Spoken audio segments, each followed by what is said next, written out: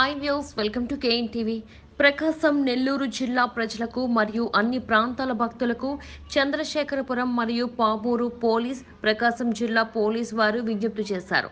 Nivar cyclone మరియు ప్రస్తుతం కురుస్తున్న భారీ వర్షాల కారణంగా భైరవ కోన దేవాలయాలకు వెళ్ళు మార్గాలలో వాగులు లోతట్టు దారులు పొంగి పొర్లుతున్నాయి. భైరవ కోనలోని దేవాలయాల వద్ద కూడా నీటి ఉధృతి ఎక్కువగా ఉంది. రోడ్డు కూడా అక్కడక్కడ కృంగిపోయింది. కొండరాళ్లు కిందకు పడుతున్నాయి.